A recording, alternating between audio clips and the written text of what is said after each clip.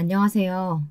저는 이번 사연을 내놓기까지 참으로 여러 고민을 했던 사연자라 말할 수 있겠습니다. 사연 채널을 보고 평소 웃고 웃으며 많은 위안을 얻곤 했는데요. 막상 사연자가 되어 이 이야기를 쓰려니 가슴이 조이는 느낌도 들고 답답함도 가시질 않습니다. 아마도 제가 최근 겪었던 이 일에서 완전히 치유되지 못한 것이 이유라면 이유겠네요. 오늘 제 사연을 들으시면 놀라하실 분도 기막혀 하실 분도 계시겠고 또 어쩌면 저를 비난하실 분도 계시겠지만 부디 따뜻한 위로의 말씀 전해주신다면 감사하겠습니다. 저희 시어머니는, 아니 이제 전 시어머니라고 불러야 맞는데요. 편의상 시어머니라고 말씀드릴게요. 시어머니는 제가 남편과 결혼하겠다고 찾아왔을 적에 무척 저를 귀하게 여겨주시고 반겨주셨습니다. 시어머니께서 손수 깎은 과일을 도자기 접시에 내놓으시며 남편이 저 같은 사람이랑 결혼해 얼마나 다행인지 모른다고 하시더라고요. 그때 상황을 표현할 말을 떠올리면 화기애애라는 말이 가장 적당한 단어일 것 같아요. 수줍게 웃으며 포크를 찍어 과일을 조심스럽게 베어 물었는데 시댁 식구들은 모두 제 모습만 뻔히 쳐다보고 있었답니다. 마치 저란 존재를 신기해하는 듯 다들 순수한 눈망울로 빤히 쳐다보시는데 부담스럽기도 하면서 그 모습이 귀엽게 느껴지기도 했죠. 지금 생각해보면 그 관심이 좋았던 것 같기도 해요. 남편의 집안은 딱 평범한 정도였습니다. 시어머니는 부동산을 하고 계셨지만 최근에야 부동산 시장이 경기가 좋지 않아 근근히 먹고 사는 정도셨어요. 시아버지는 젊었을 적부터 다니던 회사에 꾸준히 다니시다가 최근에 은퇴를 하시고 운전기사로 일하고 있다고 하셨습니다. 시내에도 중견기업에 다니다 현재는 구직 중이라고 했고요. 제겐 무난하고 화목해 보이는 이 가정이 그저 평화롭게 보였습니다. 나는 솔직히 좀 부끄러운데 당신은 정말 그게 좋게 보였어? 그렇다면 다행이긴 한데 나는 솔직히 벌써부터 당신네 집에 가 인사드릴 생각하면 겁부터 나. 내가 당신에 비해 조건이 좋은 것도 아니고 경제적인 여유가 있는 집안도 아니고 모든 게 뒤처지잖아. 걱정하지 마, 오빠. 우리 집은 어차피 나한테 신경 안 써. 나 어차피 집에서 내놓은 딸이거든. 그러니까 마음 편히 가져. 난 우리만 행복하면 돼. 사실 저희 친정집은 우여곡절이 많은 집안이었어요. 그래서 그로 인해 풍파가 잦았습니다. 부끄럽지만 형제들 간의 갈등, 부모와 자식 간의 갈등, 부부 간의 갈등, 그 모든 갈등 덩어리들이 총집합한 곳이라고 말할 수 있었어요. 어렸을 적엔 행복한 기억도 있었던 것 같습니다. 어머니가 저를 무릎에 앉혀놓고 책을 읽어주신다거나 아니면 아버지가 제게 리코더 부는 법을 알려주신다거나 그런 일들이 종종 있으셨답니다. 하지만 그도 아주 희미한 기억일 뿐입니다. 가정부 아주머니가 해주셨던 일을 부모님으로 포장한 가짜 기억일 수도 있고요. 제가 그렇게 생각이 들었던 이유는 자라면서 점점 깨달았기 때문입니다. 자식에게 일절 관심이 없는 이 집안에 대해서요. 저희 친정부모님에게 자식은 그저 회사를 물려받는 소유물 그 이상도 이하도 아니었어요. 그저 도구였죠. 자신들이 해낸 성취를 이어 물려받아 더 크게 회사를 성장시켜줄 그런 것들이요. 그래서 늘 저와 친오빠, 언니, 여동생까지 저희 사남매를 저울에 달아보며 경쟁을 시키곤 했습니다. 경쟁에 조금이라도 뒤처지는 것 같으면 그날은 가정교사에게 매를 맞기도 했고 혹은 밥이 없어지기도 했습니다. 자아가 생기는 나이부터 그런 일을 겪고 자라니 자연스레 부모에 대한 기대가 사라지고 오히려 증오와 원망이 자라나기 시작하더군요. 저는 부모님이 두려웠고 친구들도 이때부터 저를 하나둘 동정하기 시작했어요. 부잣집 애지만 불쌍한 애. 이게 제 별명이었습니다. 하지만 저는 이 집의 별종이었습니다. 이런 저와 달리 언니와 오빠는 열정적이었거든요. 엎치락 뒤치락 1등을 거머쥐기 위해 단 한 문제라도 더 맞추기 위해 과한 열성을 부려댔습니다. 전 언니가 제대로 잠을 자는 모습을 본 적이 없었어요. 친정 오빠 역시 마찬가지였습니다. 성인이 되고 나서도 아버지 회사에 대한 욕심을 부리며 언니를 시기하고 저와 동생을 멋대로 비하했죠.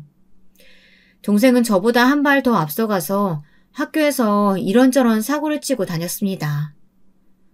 너네들은 참 욕심 없이 살아 좋겠다.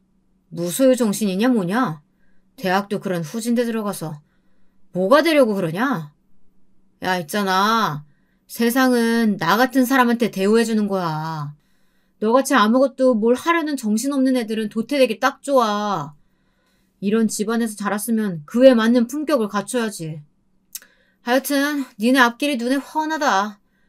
나중에 돈 빌려달라고 울며 불며 매달리지 말아라. 나는 혈육이라도 도대는 아주 칼 같은 사람이야. 알지 내 성격? 어련하시겠어. 오빠 근데 있잖아. 나 오빠한테 돈 빌려달라고 할 생각 없고 동생이나 나는 알아서 잘 살 거야. 그러니까 오빠가 그런 말 짓거려봐야 아무 타격 없으니까 혼자 거울 보고 말하던가 그래. 듣기 싫으니까. 뭐야? 네. 하지만 저는 성격이 할 말은 다 하는 성격이고 괄괄한 성격이었어요. 특히나 남에게 싫은 소리 듣고 가만히 있을 성격은 더더욱 못됐습니다. 한마디로 양반은 아니었죠. 그래서인지 시어머니의 말을 고분고분 듣지 못했던 거였습니다.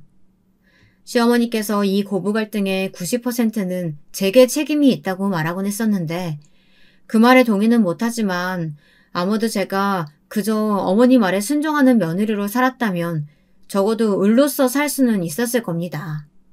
조용히 갈등을 일으키지 않은 채로요. 어렸을 적 부모님에게 제대로 사랑받지 못하고 자란 것은 제게 있어 큰 상처였습니다. 그래서 저는 어느 정도 돈이 모이자 월세방을 구해 집에서 나가버렸습니다. 성인이 되어 감행한 일이기에 가출은 아니었지만 당시의 기분은 마치 가출이라도 한 듯 그렇게 홀가분하고 후련할 수가 없었어요. 저는 그날로부터 제가 하고 싶은 것들을 누리고 다니기 시작했어요. 세계 여행부터 시작해 남자친구와 연애해보기 등등 그간 부모님의 그늘 아래에서 누리지 못했던 자유로움을 만끽한 거죠. 두 날개를 활짝 펴고 당당히 날아다니는 기분이었답니다. 그리고 저는 여행지에서 지금의 남편까지 만나 결혼에까지 이르게 되었습니다. 제가 하고 다니는 행동으로 보나 입고 다니는 옷으로 보나 남편은 제가 부잣집 딸인지 전혀 몰랐다고 합니다. 나는 당신이 당신 아버지 회사 이름 말했을 때 진짜 엄청 놀랐어. 내가 솔직히 좋은 명문대 나왔잖아. 그래서 거기 회사에 지원한 적도 있었는데 서류에서 탈락했었거든. 그만큼 인력 채용도 까다로운 곳이라 하던데. 나는 당신이 그런 집안 딸이라고 해서 처음엔 날 데리고 장난치나 이런 생각까지 했다니까. 근데 뭐 아무튼 잘된 일이긴 한 것 같아. 당신 친정이 잘 살면 뭐 어쨌든 나중에 우리 사는데도 도움 줄 테니까. 그땐 잠자코 듣고 있었지만 알고 있었죠. 부모님은 제게 도움 따위는 일절 주지 않을 것이라는 것을요. 그래서 나중에 부모님을 뵈러 가기 몇 달 전 미리 언지를 주었습니다. 당신 기대 꺾는 것 같아서 미안한데 우리 부모님 당신이 생각하는 그런 사람 아니야. 물론 기업가로선 존경하실 만한 분들이지. 나도 그렇게 생각해. 근데 부모? 그건 모르겠어. 부모가 되기엔 솔직히 자격 미달이라고 생각해. 지극히 자신의 일만 사랑하신 분들이야. 성공만 중요시 여기고 그 외의 것들은 다 쓸모없는 것들이라고 생각하시는 분들이지. 그러니까 내가 하고 싶은 말은 나도 우리 부모님 눈밖에 난 쓸모없는 것 중 하나니까 너무 기대 갖지 말라고. 나한텐 재산도 물려주지 않으실 거야. 뭐? 그런 게 어딨어. 당신도 자식인데. 남편은 왜인지 그때 약간 실망한 기색이었습니다. 저는 어쨌든 과거 이야기를 풀어내 조금은 개운하고 상처가 치유되려 하는 기분도 들었는데 말이죠. 그때 알아봤어야 했는데 저는 시기를 놓치고 결혼까지 해버렸네요. 상견례는 간소했고 저희 친정 부모님 두 분 다 참석은 해주셨지만 사실상 시부모님이 민망할 만큼 말씀이 별로 없으셨습니다. 나중에 시어머니께서도 한번 너스레를 떠시더군요. 아유, 상견례 자리가 너무 조용한 것 같아요. 우리 며느라가에 대해 더 알고 싶었는데 뭐 딱히 기억나는 게 없으시다고 하니까 뭐 차차 알아가기로 하죠. 네, 그러세요. 저희는 자식 결혼에 대해선 그냥 맡겨두는 편이라 잘 데리고 살아주시면 됩니다.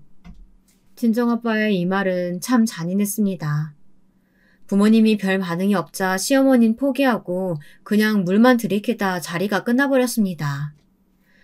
부모님의 온전한 사랑을 받지 못한 아이들은 어른이 돼서도 그 상처를 품고 사는 걸까요? 뭐랄까요? 저는 시댁에 조금 따뜻함, 희망 내지는 그런 것들을 바라고 있었던 것 같습니다. 시어머니께서는 나중에 저를 딸처럼 생각하고 싶으시다면서 아들에게 들어 제 가정사를 알았으니 앞으로는 자기가 저를 돌봐주고 싶다고 하더라고요. 저는 솔직히 그 말을 들었을 때 가슴이 너무나 뭉클해져 눈물마저 나올 지경이었답니다. 예, 나는 네가 그저 좋은 환경에서 온실속 꽃처럼 자라왔을 줄만 알았지. 그런 힘든 일이 있는지는 몰랐단다.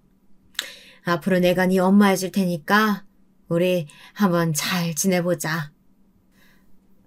감사합니다, 어머님. 참 뭐라 말씀드려야 할지 모르겠어요. 저도 부끄럽고 그런 과거라. 부끄러울 게 뭐가 있어. 원래 똑같이 애 낳은 부모라고 해도 뭐 애는 뒷전이고 자기만 더 챙기는 부모들도 있는 거야. 사부인이 그렇단 소리는 아니고. 아무튼 소연아, 오늘 우리 엄마와 딸 된 기념으로 데이트 나가자. 백화점에서 엄마가 맛있는 거 사줄게. 아유, 난 딸이 2명이나 되네. 복도 많지. 그러면서 시어머니는 저를 데리고 백화점 지하상가에 데려가 초밥을 사주셨는데요. 평소 해들어간 음식을 별로 좋아하지 않는 저도 그날만큼은 아무 말 없이 넘길 만큼 맛있더라고요. 그리고 어머닌 그 옆에 시장애가 조금 나이대가 들어 보이긴 하지만 제게 어울릴 것 같다며 옷 몇 벌도 제 가방에 넣어주셨는데요. 전 왠지 모르게 이런 게 친정 엄마의 정이 아닐까 하는 생각이 들었습니다.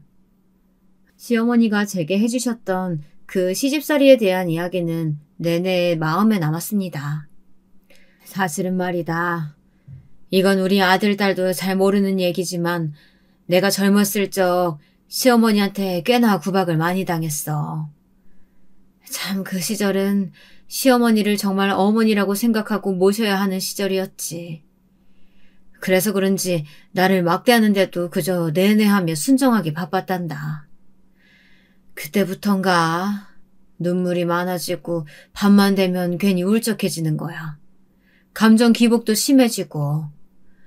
네 시아버지가 처음엔 내가 치매인 줄 알았다고 한다. 그 정도로 마음이 많이 힘들었어.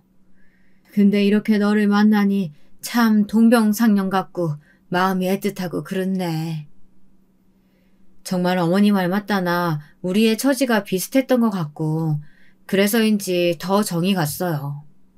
신우이 역시 제가 시어머니와 사이가 가까워지니 반갑게 생각하더라고요. 혹시나 질투라도 할까 걱정했는데 오히려 정겹게 대하여 다행이었습니다. 아가씨, 사실 저는 저번에 아가씨만 두고 어머님이랑 같이 백화점 갔다 와서 좀 그랬는데 혹시 기분 나쁘지 않았죠? 새언니, 우리 오빠도 그랬지만 우리 엄마 되게 다루기 힘든 사람인데 엄마가 언니한테 의지를 많이 하나 봐요. 엄마가 전화로도 언니 얘기 진짜 많이 해요. 정말 누가 딸인지 모르겠다니까요. 아, 그래요? 나는 그냥 도리만 하는 건데 어머님이 워낙 잘해주셔서. 언니가 잘하니까 그렇겠죠. 앞으로 저 대신 우리 엄마 잘 부탁드려요.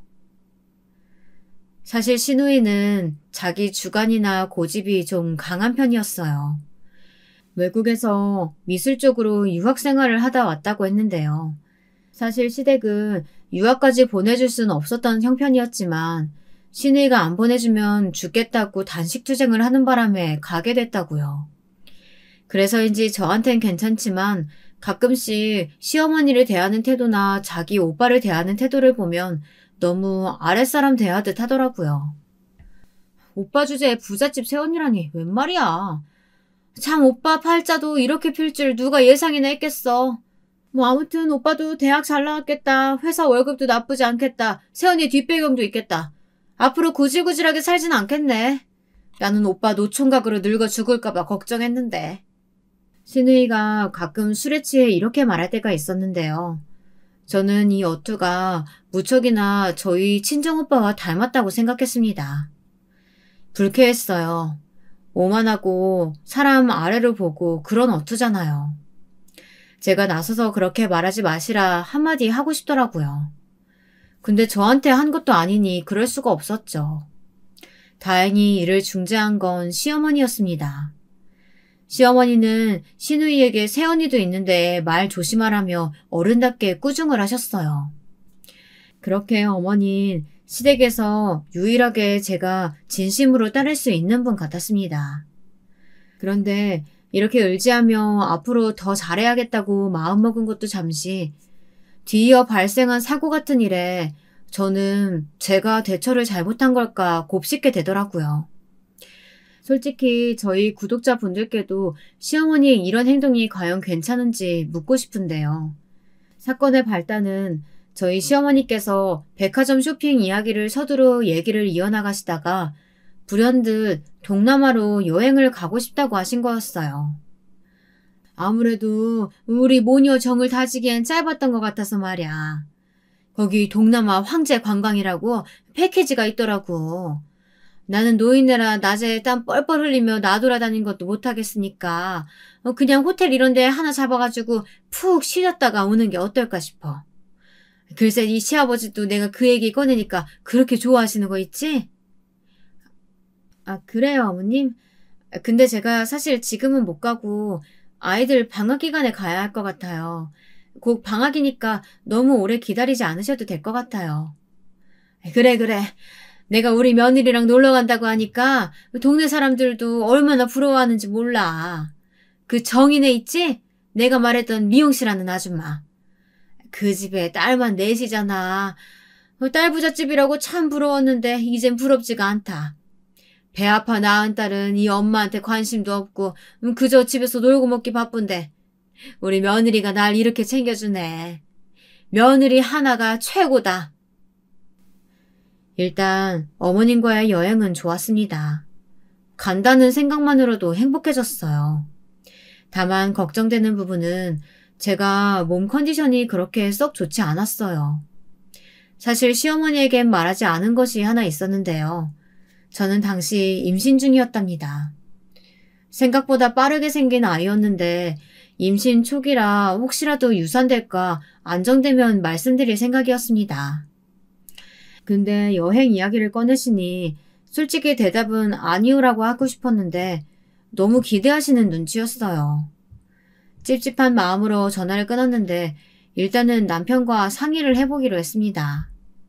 근데 이놈의 남편은 동남아라는 말에 대찬성이라며 거기 마사지는 한국보다 훨씬 저렴하다느니 망고빙수를 잔뜩 먹고 오자느니 난리가 났더라고요.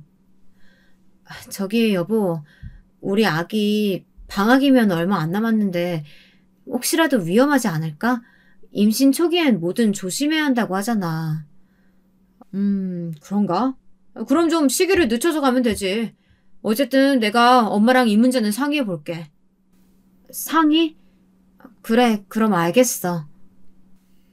남편은 들뜨고 상기된 얼굴을 가라앉히지 못하고 아기에 대한 걱정보다는 오히려 동남아 여행에 더 기대하는 눈치였습니다.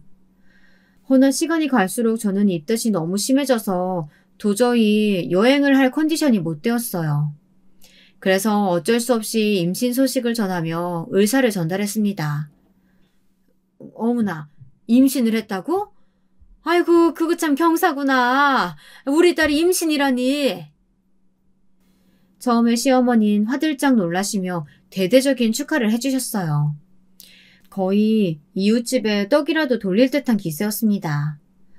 근데 이어 제가 여행은 못 갈 것 같다고 하자 금세 시무룩해지시더라고요. 굳이 그 표정을 숨기지도 않으셨어요. 아이고, 그럼 여행은 못 간다고? 그래, 어쩔 수 없지 뭐. 임신했다는 애를 끌고 어딜 가겠니? 그러면 나중에 태교 여행이라도 같이 가자꾸나. 그때는 내가 꼭 같이 가서 엄마 노릇 다 해주마. 네? 태교 여행을 같이요? 응, 왜? 싫으니? 당연히 가야지. 우리 사랑스러운 딸하고 손주랑 함께하는 여행인데 말이야. 아유, 엄마, 태교 여행까지 따라가려고요? 그건 좀... 역시 우리 엄마 못 말린다니까. 제가 이때 뜨악했던 것은 태교 여행을 시어머니와 함께 간다는 게 조금 상상이 안 되었기 때문입니다. 주변에서 시부모님과 같이 간다는 이야기는 잘 못 들어봤거든요. 그리고 같이 가면 어찌됐든 제가 챙겨야 할 부분이 있어야 할 거잖아요. 적어도 며느리로서요. 그런 부분이 당연히 생각나기 마련인데요. 어머님은 전혀 이해를 못 하시더라고요. 남편이 절 대신에 그건 조금 생각해 보겠다고 하자 잔뜩 서운해 하시더니 연락을 일방적으로 차단하셨습니다. 그러다 어느 날 장문의 문자가 도착해 있더라고요. 너에게 정말 실망이고 속상하구나. 나는 너를 딸처럼 생각하고 소중하게 생각하려고 했거늘 너한텐 내가 그 정도밖에 안 됐니? 그래, 선 긋는 거 좋다 이거야. 근데 다 늙은 시음이가 동남아에서 한번 좀 편히 쉬고 싶다는데 그게 소원이라는데 넌 그것도 못 들어주냐? 이제 네 시아버지도 늙었고 이번 아니면 어디 못 간다. 나도 마찬가지고. 참 서럽다, 서러워. 그 후 저를 불러다가 눈물을 펑펑 터뜨리시고 바닥을 치며 떼굴떼굴 구르시는데 저는 입만 벌린 채 쳐다보고 있었습니다. 도대체 어떻게 받아들여야 할지 모르겠더라고요. 솔직히 저야말로 실망스러웠어요. 철이 없으시단 생각도 들고 자기가 너무 가고 싶으니 그닥 동남아에 관심도 없으신 시아버지를 끌어들이는 것으로밖에 보이지 않았습니다. 하지만 그 성화에 결국 태교 여행을 따라가셨고 아주 즐겁게 즐기다 오셨습니다.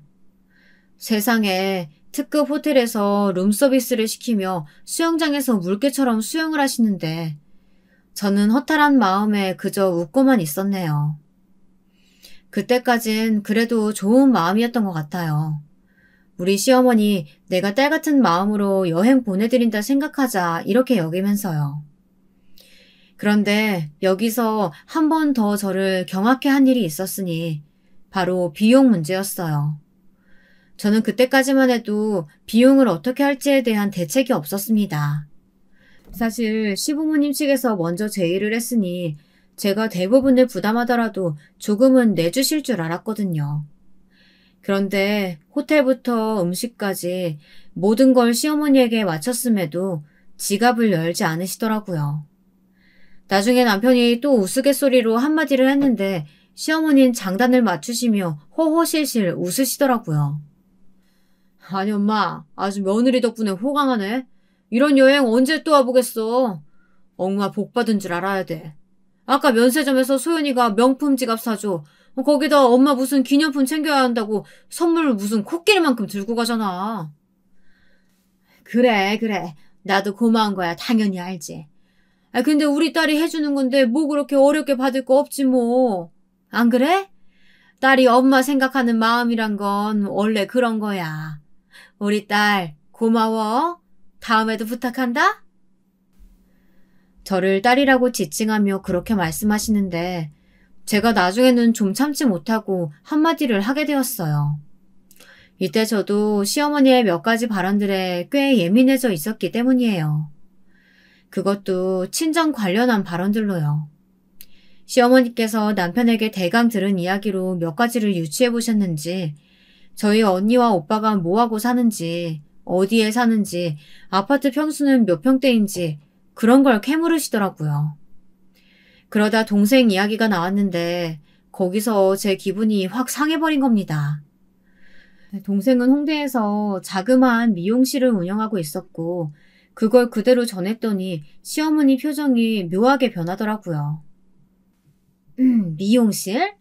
평수가 어떻게 되는데? 사진 한번 보여줘 봐봐. 아, 이거냐? 아이고, 쬐끄만하네. 아니, 이래서 언제 집 사고 결혼하고 한대냐? 아니, 니네 부자 친정에서는 뭐 이런 거 하나 안 보태줬대? 아유, 참, 사돈 욕하면 안 되는데 너무하시기는 하네. 딸이 거의 상 그지꼴로 이러고 사는데. 아유. 동생은 사실 제 아픈 손가락이나 다름없었습니다. 저와 같이 친정에서 구박받고 자라 제대로 자기 의견 한 번 어필하지 못하고 방황하던 아이였어요. 그러다 밖으로 돌면서 사고만 치고 다니며 관심받고 싶었으나 그러지 못해 힘들어했죠. 저는 그 누구보다 동생의 아픔을, 고통을, 상처를 이해할 수 있었어요. 그저 저처럼 가슴이 다친 아이였을 뿐이었으니까요. 그래서 동생과는 유일하게 연락을 끊지 않고 계속 이어가고 있었습니다. 어머님, 저는 동생이 대견해요. 자랑스럽고요. 저처럼 힘들게 자랐지만 자기 힘으로 씩씩하게 잘 살아나가고 있잖아요. 그럼 된 거 아닐까요? 동생 관련된 말씀은 조금 지나치셨던 것 같아요. 제가 부드럽지만 단호하게 한마디 하자 시어머니도 더 말을 얹지 못했습니다. 하지만 딱딱하게 굳어진 얼굴로 이제 그만 일어나 호텔로 들어가 봐야겠다고 하며 돌아서 가시는데 누가 봐도 삐진 티가 역력했습니다.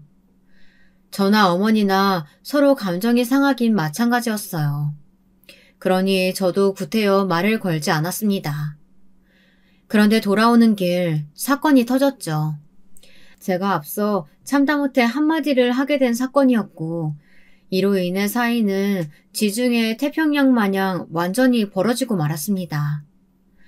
때는 비행기 시간에 맞춰 이제 퇴실하고 돌아가야 할 시간이었는데요.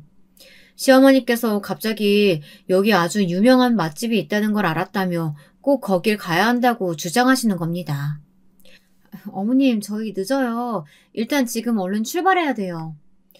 아니, 내가 언제 여길 또 온다고. 거기 딱 한 군데만 들렀다 가자. 비행기 표야 좀 늦지막히 끊으면 되지. 뭐 그렇게 서두를 필요가 있니?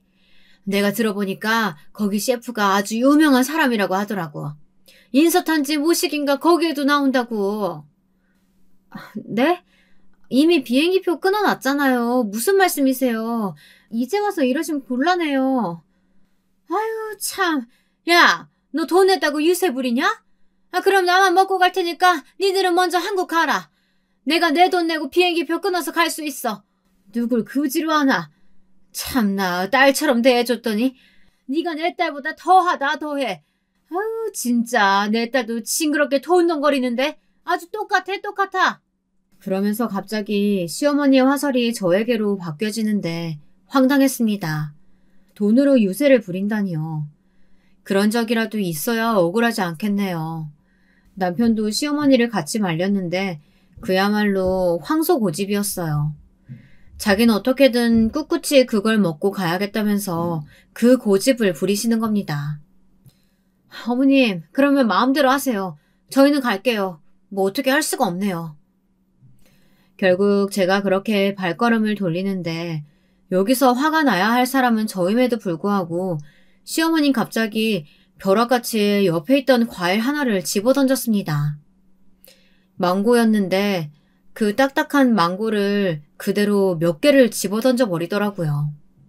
제가 비명을 지르며 옆으로 쓰러지자 그제야 씩씩거리며 온갖 험한 욕설을 내뱉더군요. 정말 상스럽기 그지 없었습니다. 어머님, 저 임신 중인 거 모르세요? 왜 이러세요? 그만하세요. 내가 좀 먹으면 먹는 거지. 그걸 가지고 네가 뭔데? 네가 내 시어머니야? 네가 내 시어머니냐고? 아주 더럽게 부려먹으려고 하네. 어머니, 아파요. 그만하세요. 엄마 왜 이래 정말. 좀 진정해. 사람들 쳐다보는 거 안 보여? 아버지 좀 말려보세요. 그런데 여기에 안티가 한 명 더 있었으니 시아버지였습니다. 시아버지는 그저 혀만 쯧쯧 차시더니 시어머니가 그러거나 말거나 관광객들의 핸드폰 화면에 제가 담기고 있음에도 불구하고 아무런 조치를 취하지 않더라고요. 이때 알았습니다. 우리 시아버지 참 답없는 사람이라는 걸요. 그렇게 겨우 한국으로 돌아오긴 했는데 전 한동안 이 일이 잊혀지지 않아 학교에서도 어려움을 겪을 정도였어요. 화가 풀리지 않았거든요. 남편은 눈치가 보이긴 하는지 줄곧 밖에서 밥을 먹고 들어오곤 했습니다. 그러던 어느 날 남편이 조심스럽게 저를 불러 그날의 사건을 수면 위로 떠오르게 하는데 그 내막이 충격적이었어요. 저기 있잖아. 그날 엄마가 그런 거 사실 나 때문인 것 같아. 갑자기 그게 무슨 말이야? 내가 저기 엄마한테 우리 동남아 여행 경비 만만치 않게 들었다고 했더니 갑자기 막 화를 내는 거야. 그럼 자기 보고 돈 내라는 소리냐고. 그거 당신 생각이냐고 하면서. 엄마는 당신이 돈으로 눈치 줬다 생각한 것 같아. 100번 양보해서 돈으로 눈치 줬다 생각할 수 있다고 쳐요. 그치만 그렇다고 임신한 며느리의 몸을 때린 것이 말이 되나요? 용서가 되나요? 저는 남편의 그 말에 혀를 내두르며 단호하게 대응했습니다. 여기서 더 참아봤자 저만 호구가 될 것 같더라고요. 남편은 시어머님도 내심 미안해한다고 사과하고 싶어 한다는 기색을 내비추었지만 전 시어머니와는 출산 전까지 절대 얼굴을 보고 싶지 않다고 말했습니다. 정이 떨어질 대로 떨어졌다고요. 그러자 남편은 엄마가 감정 기복이 심한 거 이미 알고 있지 않았냐면서 갱년기 어쩌고 저쩌고 하는데 울컥 화가 올라왔습니다. 감정 기복이 심한 정도가 아니지 그건. 당신 어머니 상담부터 받아보라고 해. 세상에 임신한 며느리한테 과일 던지는 시어머니가 어딨어? 그것도 자기한테 눈치 줬다고 사실도 아닌 걸 혼자 착각해서. 그래 알겠어. 근데 당신도 너무 오버하지 말라고. 괜히 그러다 아이도 잘못될 수 있고. 아무튼. 그러면서 남편이 못마땅해하며 혼자 궁시렁거렸는데 그때 알아봤어야 했습니다. 남편의 마마보이 기질을요. 남편은 제 편도 시어머니 편도 아니었습니다. 그리고 더더욱 열받는 것은 시누이가 저에게 전화가 왔더라고요. 언니, 우리 엄마한테 너무하신 거 아니에요? 엄마가 잘못한 건 알겠는데요. 언니도 이쯤에선 좀 받아주고 해줘요. 나도 우리 엄마 히스테리 심한 사람이라 언니 심정 이해하겠는데 그렇다고 안 보겠다느니 하는 말은 그렇죠. 가족인데 평생 안 보고 살려고요? 그럴 수 있겠어요? 아니 나는 그 말도 기막히네. 무례하지 않나요? 아가씨야말로 할 말 안 할 말 가려서 하세요. 이건 아가씨가 신경 쓸 문제가 아니에요. 전화 끊을 테니까 다신 이런 연락하지 마세요. 평소에는 사근사근 거렸던 시누이가 이런 캐릭터일 줄은 상상도 못했네요. 언니 하며 자기 뭐 갖고 싶다 뭐 하고 싶다 할 때는 언제고 시어머니의 고자질을 듣고 와서 곧바로 전화해 이게 제게 할 말인가요?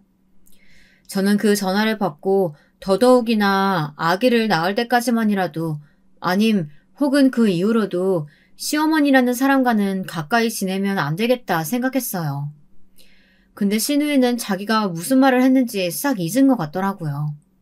그 사이 시어머니가 요즘 한의원에 가야 하는데 가줄 사람이 없다며 저보고 데려가달라 이런 카톡을 보냈었더라고요. 그런데 출산 후에 아기를 낳고 나서는 이때 제 감정이 좀 들쑥날쑥했던 것 같아요. 친정 부모님은 얼굴 한번 비추시고는 안부도 묻지 않으셨습니다. 친정 식구들 다 그런 식이었죠. 동생만 제외하고요. 동생이 저에게 와서 언니 역할을 해주려고 하는데 새삼 눈물이 나더라고요. 그간 저도 모르게 마음고생이 많았나 봐요. 언니 많이 힘들었지? 나는 우리 언니 힘들까봐 얼마나 걱정했는지 몰라.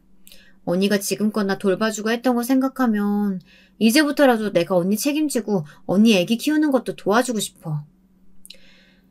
우리 막내 다 컸네. 벌써 그런 말도 하고. 근데 언니는 괜찮아. 그런 말 해주는 것만으로도 큰 위안이 된다. 동생은 육아용품부터 시작해서 저에게 필요한 것들까지 선물을 해주었습니다. 산후조리원 비용도 자신이 대신 내주고 싶다고 해서 동생이 내게 했는데 말이죠. 반응에 많은 저는 미안하고 고마운 마음뿐이었죠. 사실 제 직업에 대한 설명을 제대로 안 드렸는데요. 제가 선생님이 되기로 결심한 계기는 동생 때문이었습니다. 우리 동생이 한창 방황하고 힘들어할 때 그때 도와주신 분이 계신데 그분이 교사였어요. 저의 고등학교 담임 선생님이셨죠. 스승의 날에 찾아간 그분과 얘기를 나누다 동생 이야기가 나왔는데 동생을 만나보시겠다고 하더군요.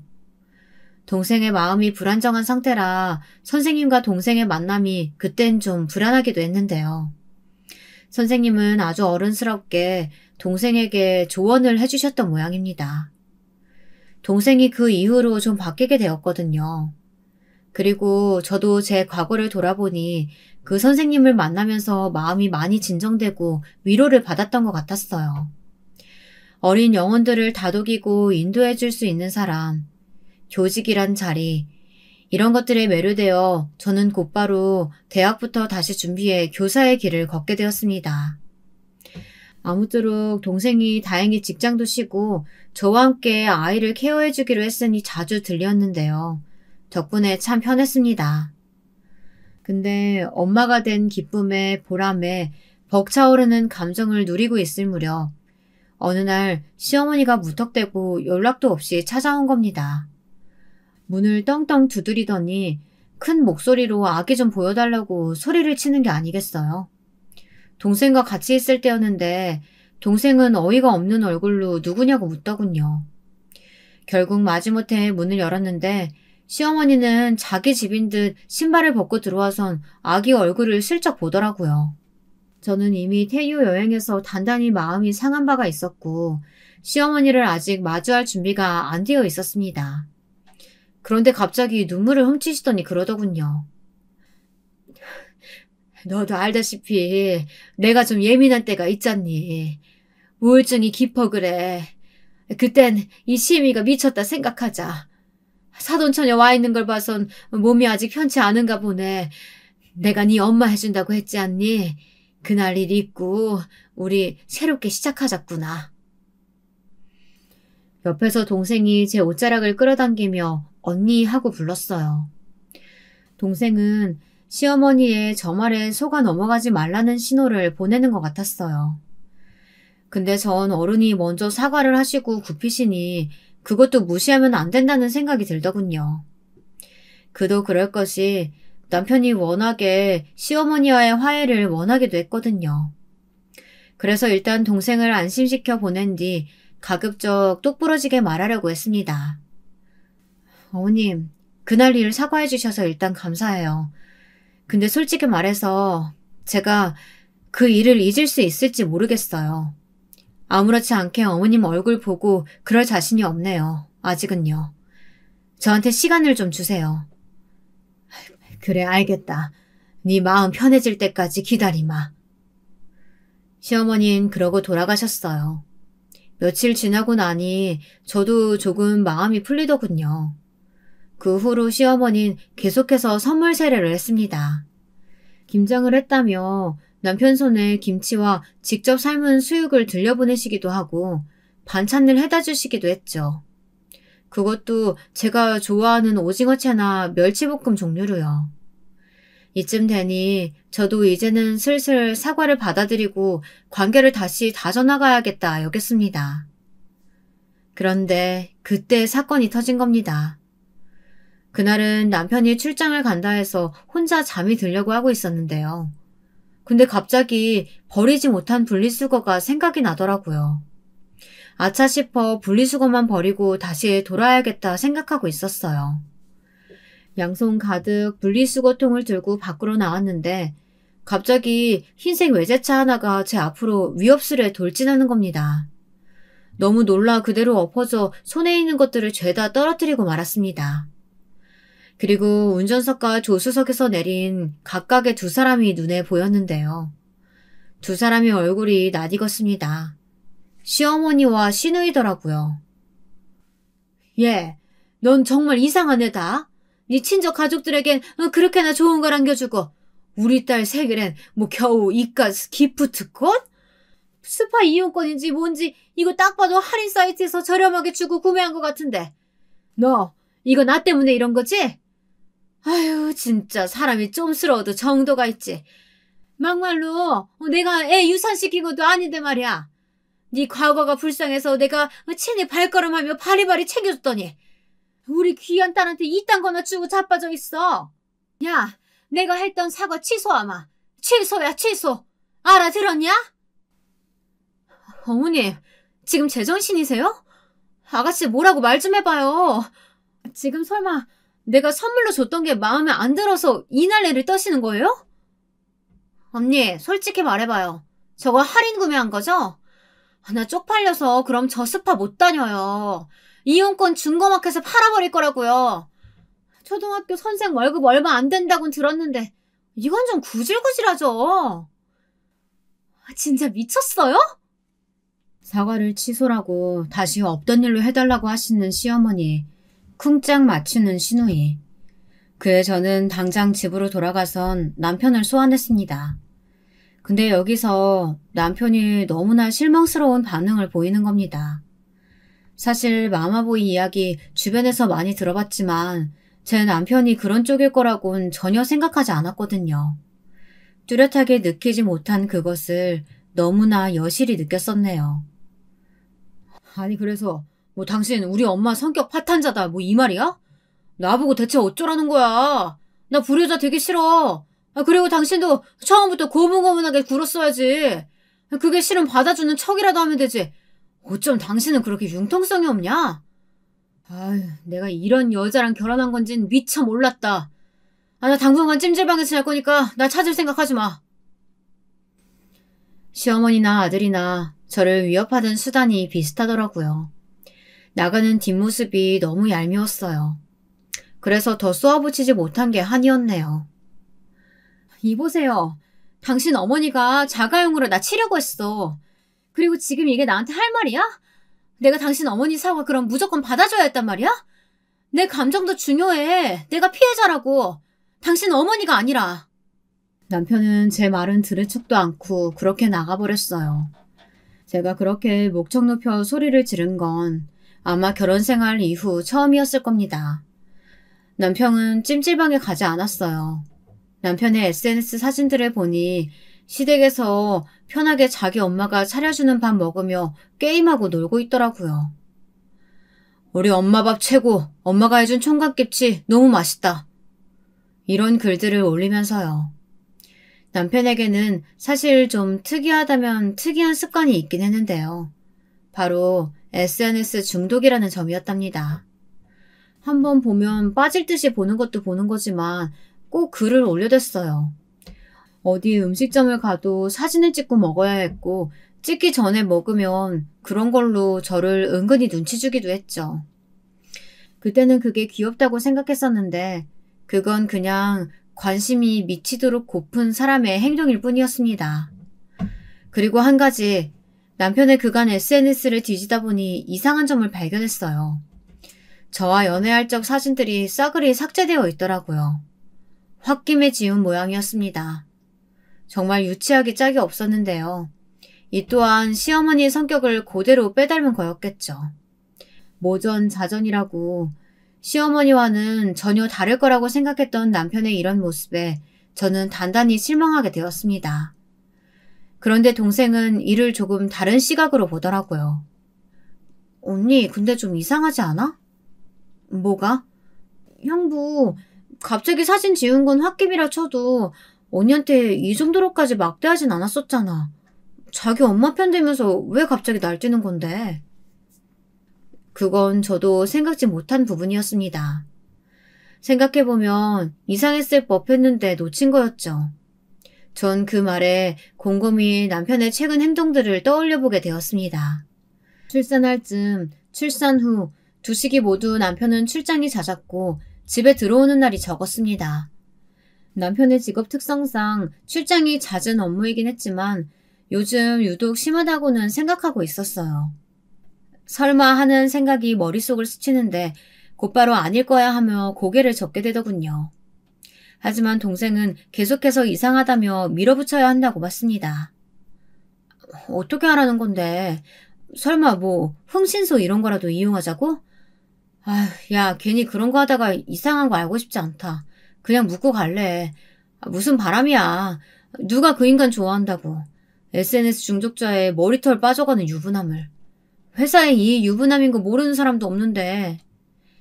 언니, 회사에서 유부남, 유부녀 붙어먹는 숫자가 바퀴벌레 숫자보다 많대. 뭐? 그 정도로 많다고. 언니 무서우면 내가 알아볼 테니까 가만히 있어봐. 그때부터 심장이 뛰기 시작했어요. 동생은 행동력이 빠른 아이였습니다. 더군다나 무언가 촉이 왔다고 말하는 의미심장한 얼굴이 기묘했어요. 다음날부터 동생은 연락도 잘 안 되고 무언가 바쁜 듯 보였습니다. 그 무렵 시어머니는 자기 아들이 집에 와 있자 그게 또 나름대로 좋긴 했던 건지 며칠 연락이 없다 저희 집 문을 두드렸어요. 하지만 문을 열어주면 어떤 말들이 폭풍처럼 올지 예상되는 바였기에 경비실에 연락을 하거나 절대 문을 열어주지 않았습니다. 그러던 어느 날 동생으로부터 연락이 왔어요. 동생은 진지한 목소리로 메일로 무언가를 보냈으니 확인부터 해보라고 하더군요. 이게 뭐야? 아니, 이거 정말이야? 언제부터 이런 건데? 언니, 충격받지 마. 내가 그 상간녀까지 만나고 오는 길인데 언니 임신하고 얼마 안 됐을 때부터 이 새끼 두 집 살림 했었대. 심지어 그 상간녀 10살인가 연상인데 돈이 많은가 봐. 둘이 골프 여행 가고 별짓거리 다 했더라고. 출장이 아니라 여행이었어, 언니. 맥이 탁 풀리더군요. 설마 상상을 못했습니다. 저는 뒤이어 다른 소식 하나도 더 듣게 되었는데요. 동생이 이혼 소송 준비할 때 유리할 변호사까지 알아봐놨다며 이 과정에서 친정 부모님이 도움을 주셨다는 겁니다. 엄마가 언니한테 나름 미안했던 게 많았나 봐. 나도 엄마한테 이 일 말할 생각은 아니었는데 엄마가 하도 언니 소식을 물어오길래 허락받지 않고 말해서 미안해. 근데 엄마가 지금 아주 난리야. 가만두지 않겠다고. 아는 로펌 변호사 이미 고용해놨는데 언니는 마음의 준비만 하고 있으면 될 것 같아. 저에게 그간 무심하고 연락 한 통 제대로 없던 친정엄마였건만 또 혈육이라 버릴 수 없었던 걸까요? 이제와 미안해지기라도 한 걸까요? 딱히 도움받고 싶진 않았지만 저는 이때 남편에 대한 증오와 분노가 워낙 컸기에 알았다고 그렇게 대답하게 되었습니다. 그리고 소송을 준비하게 되었습니다. 여지없이 시어머니의 방문이 연달아 이어졌어요. 이제는 내가 왜 피해야 하나 싶더군요. 아무리 똥이 들어와서 피하는 거라고 하지만 시어머니란 똥 정도는 기꺼이 받아줄 준비가 되어 있었거든요. 네, 어머님. 무슨 일이세요? 남편 내쫓은 걸로 화내시려고 하셨어요? 무슨 그런 말을 하니? 너한테 할 말 있어서 온 거라니까. 화내려는 게 아니야. 시어머니의 목소린 웬일인지 부드럽고 다정했어요. 마치 저와 처음 인사했을 적처럼요. 내가 말이다. 너한테 부탁할 게 있어서 말이야. 네 시누이 시집 가는 거 혹시 들었어? 준영이한테 말이야. 너희가 싸운 이후로 벌어진 일이라 못 들었을 수도 있겠구나. 아무튼 우리 준이 시집 가는 집안이 세상에 강남에 아파트 몇 개는 가지고 있는 부자 집안인데 너도 알다시피 우리 집안 형편이 좀 부족하잖니. 혹시 네가 좀 도와줄 수는 없을까 해서 말이야. 많은 금액도 아니고 한 1억 정도면 될 것 같아. 그러니까 시누이 결혼자금 부탁하러 오신 거네요. 그래. 나도 부잣집 사돈 덕 좀 봐야지. 지금까지 솔직히 말해서 내가 너 덕 본 게 뭐가 있니? 내가 반찬도 해갖다 날라주고 가끔씩 집안일도 해주고 얼마나 뼈삭게 일했는데 그 값 준다 치고 이참에 좀 받자. 너도 그 정도 돈이면 시원하게 줄 수 있을 거 아니야. 참고로 안 주면 내 아들과 이혼이다. 어머니가 언제 저희 집 집안일을 하셨나요? 시키시면 몰라도요. 그리고 사돈 덕이요? 어머니가 왜 저희 친정 덕을 보셔야 되죠? 잘 됐네요. 어차피 소송 중이었거든요. 이참에 싹 다 정리하죠. 소송? 이혼? 아니, 이게 대체 무슨 소리냐? 내 아들은 아무 말도 없던데? 저는 그 길로 완전히 어벙해진 시어머니를 내쫓아 버렸고 빌러온 남편 역시 똑같이 대했습니다. 몰랐었는데 나중에 저희 친정엄마가 직접 시어머니 집으로 가서 어떻게 내 귀한 딸을 이렇게 대접할 수 있냐며 난리를 치셨다고 합니다. 그리고 시누이가 결혼할 집안이 하필 친정엄마 인맥 안에 있는 분이라서 절대 결혼하지 말라고 충고를 하셨다네요. 그 집안이랑 사돈 맺으시면 평생 후회할 겁니다. 엄마의 이 말은 너무도 강력한 힘을 발휘해 결혼은 결국 파토가 났습니다. 그렇게 시댁은 초토화가 되었네요. 저는 사실 엄마의 도움이 어색하기도 하고 왜 이렇게까지 하시는지 궁금하기도 했는데요. 친정 엄마는 몸이 많이 아프신 상태라고 하더군요. 그러면서 본인의 삶을 되돌아보며 가장 잘한 것, 잘못한 것을 떠올려 보니 후자가 저와 여동생을 그리 매몰차게 대한 것, 그게 가장 후회스러우셨다고 하더군요. 저는 요즘 친정엄마와 아주 조금씩 사위를 회복하고 있습니다. 평범한 모녀 관계가 될 수는 없겠지만 그래도 떠나시는 길 배웅은 잘해드리고 싶어서요. 지금까지 들어주셔서 감사하고 저의 사연이 여러분의 오늘 하루를 행복하게 만들어 드렸길 바랍니다.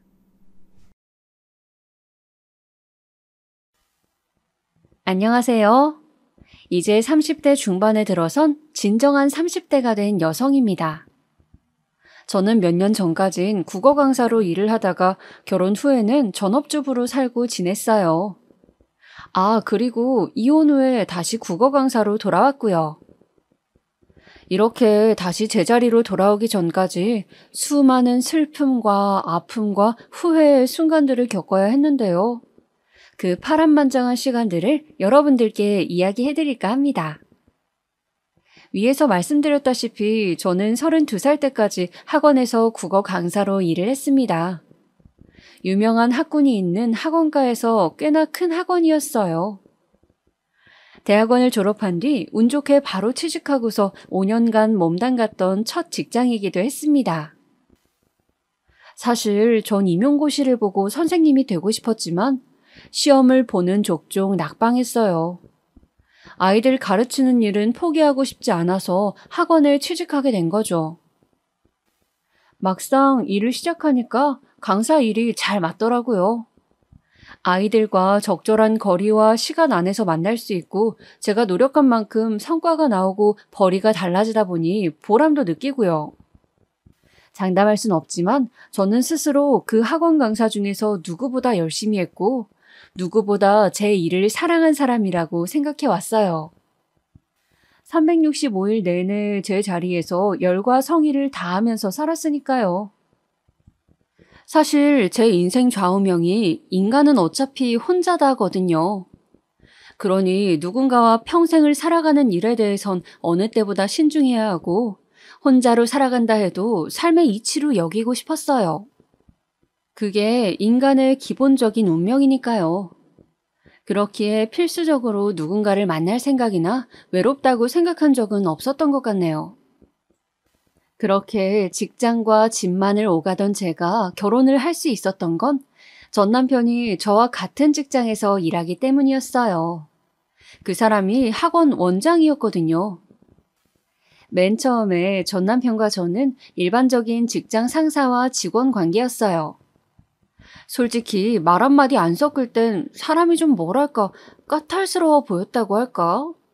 본인이 원장이어서 그런 건지 타고난 성격이 원래 그런 건지 평소 직원들을 대할 때 고고하고 예민해 보이는 뭔가가 있었거든요. 자존심도 엄청 세 보이고요. 그런 점 때문에 괜히 인간적으로 얽히기 싫어서 멀리 했었어요.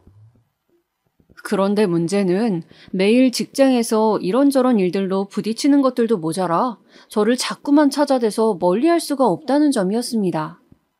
찾는 이유도 참 갖가지였어요. 상담을 가장하여 애들 대하는데 어려운 점 없냐부터 시작해서 사사로운 고민이나 투정까지 저를 꼭 불러내서 하더라고요. 나중에 알고 보니 그게 다 저에게 호감 표시를 했던 거라고 하지만요. 저보다 5살이나 많은 사람이 그렇게 애둘러서 표현하니 알 턱이 있나요? 그냥 이상한 사람이다 싶으니 직원인 내가 참아야지 했었죠. 그게 좀 거슬리는 거 빼곤 저에게 잘해주었고 학원 근무 환경도 좋아서 별다른 문제점은 없었어요. 그렇게 시간이 흐르다 어느새 연말이 다가왔어요. 늦게까지 일을 하다 퇴근을 하는데 원장이 부르더라고요. 본인도 일이 늦게 끝났으니 이왕 이렇게 된 거 같이 식사라도 하자고요. 황금 같은 연말에 그것도 늦은 밤 대표님과 단둘이 식사라니 이게 무슨 끔찍한 악몽 같은 소리인가요? 하지만 저는 거절할 수 없었어요. 이제 곧 연봉 협상도 있고 요새 새로 채용되는 강사들이 늘어서 살짝 신경 쓰이기도 했거든요. 그렇게 어색한 식사 자리를 갖게 되었는데 전혀 예상치 못한 말을 듣게 되었습니다. 술을 조금 마신 원장이 취해서 그런 건지 뭔지 그동안의 속내를 이야기하더라고요. 제가 처음 들어올 때부터 마음에 들었는데 자신이 없어서 여태껏 밥 한 번 먹자고 못했다네요.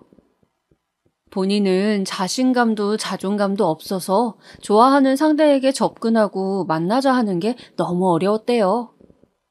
그런데 그렇게 3년이 지나고 나니 이젠 지쳐서 그만둘까 했는데 얼마 전 어떤 남자가 저를 학원 앞까지 데리러 온 모습을 보고서 너무 스스로가 한심하게 느껴졌다네요.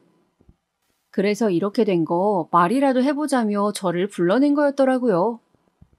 사실 원장님이 보았던 그 남자는 저희 친오빠였거든요. 그걸 보고 오해했었나 봐요. 혼자 머릿속으로 얼마나 상상의 나래를 펼쳤을까 생각하니 짠하기도 하면서 웃기더라고요. 사실 오래된 이야기라 구체적으로 어떤 말을 했는지까지는 가물가물하네요. 다만 뚜렷이 기억나는 건 그 이야기를 하는 내내 덜덜 떨면서 제 눈도 못 마주치던 그 수줍은 모습이 너무 의외였던 거였어요. 언제나 까다롭고 콧대 높다고 생각한 사람인데 이렇게 밖에서 보니 전혀 다른 사람이 돼버려서요. 그래서 호기심이 생겼던 것 같아요. 이 사람을 만나면 왠지 저만을 바라보고 엄청 아껴줄 것만 같은 느낌을 받아서요. 그렇게 몇 번을 더 밖에서 만나보고 이야기하다 보니 그 사람과 저는 결국 연애를 시작했고 결혼까지 약속하게 되었습니다. 연애 기간이 짧은 터라 안 맞거나 어려운 점은 없었어요. 항상 서로를 위했고 부족함 없이 사랑했었죠. 저는 그 사람의 자존감을 높여주고 그 사람은 누군가에게 기대는 법을 알게 만들어줬어요. 저는 자립심이 강해서 무슨 일이든 혼자서만 해내려고 했거든요. 사람이 사람의 온기를 필요로 하고 부족한 점을 서로 메워주는 일이 얼마나 행복한 일인지 그때 알았던 것 같아요. 그땐 서로가 서로에게 꼭 필요한 평생의 짝처럼 느껴졌어요. 그 후 결혼 준비를 시작할 때였습니다. 그 당시 시댁 쪽에선 전 남편을 지원해줄 여력이 없었어요. 일단 노후 준비가 안 되셨고 두 분 다 직장을 그만두신 터라 새로운 일을 알아보던 중이셨죠. 다행히 이 부분은 전 남편이 능력이 돼서 딱히 큰 문제는 아니었지만요. 그런데 전 남편은 결혼 전부터 부모님 용돈을 드렸다고 하더라고요. 정확한 금액은 모르지만 소소하게 용돈으로 쓰실 정도였던 것 같아요. 그 이야기를 들었을 때 저도 스치듯 가볍게 물어봤었죠. 그럼 오빠는 결혼 후에도 시부모님 용돈 드릴 거야? 그래야겠지? 안 드리다가 드릴 순 있어도 드리다가 안 드리는 건 좀 그러니까. 내가 외동이기도 하고 이건 자기가 이해해줬으면 좋겠어. 그래, 맞아. 드리는 게 좋긴 하겠다. 그럼 결혼 후에 나도 우리 부모님 용돈 챙겨드려도 되지? 당연하지. 그럼 우리 집이랑 처가 두 쪽 다 부족함 없이 챙겨드리자. 우리는 젊으니까 더 열심히 일해서 채워가면 되잖아. 이런 이야기를 나누다 보니 효심도 깊고 어른을 위하는 게 참 좋은 사람이다 라고 생각되더라고요. 자신의 부모한테 잘하는 사람이라면 당연히 우리 부모한테도 잘해줄 거라고 생각했거든요. 시댁 쪽에선 도움을 받을 수 없는 상황이니 저도 친정에게 도움받지 않겠다고 했습니다. 저도 모아둔 게 꽤 됐고 신랑 쪽과 상황을 맞추는 게 합리적이지 않을까 싶어서요. 지금 생각해보면 그때 전 남편은 이 결정을 별로 좋아하지 않았던 것 같아요. 도움을 받을 수 있는데 일부러 받지 않는 거냐고 심드렁하게 물었거든요. 사실 부모님이 다니는 직장 외에도 따로 임대업을 하셔서 집안은 경제적으로 여유로운 편이었어요. 제가 굳이 이야기하지 않아서 임대업을 하는 사실에 대해 전 남편은 몰랐고요. 저희 집의 경제적 수준에 대해서 굳이 말해야 하나 싶어서 그냥 나이도 있는데 도움받기 좀 그렇다고만 대답했습니다. 그것도 사실이기도 했고요. 대신 전 남편이 해오는 만큼 해가겠다고 했죠. 그렇게 저희도 요즘 말하는 반반 결혼을 하게 됐습니다. 결과적으론 반반 결혼에 대해 전 남편은 엄청나게 좋아했어요. 공평하게 하니까 정말로 사람과 사람이 만나 같이 출발하는 느낌이 든다나 뭐라나.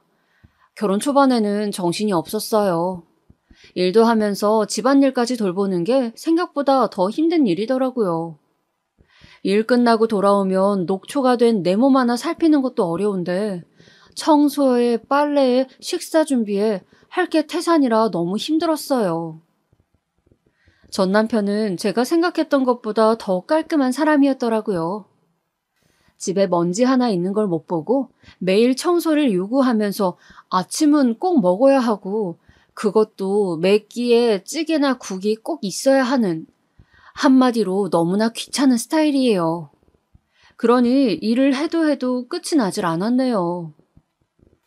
눈 감아도 해야 할 일들이 보이니 내가 가정부로 온 건지 아내로 온 건지 헷갈릴 지경이더군요.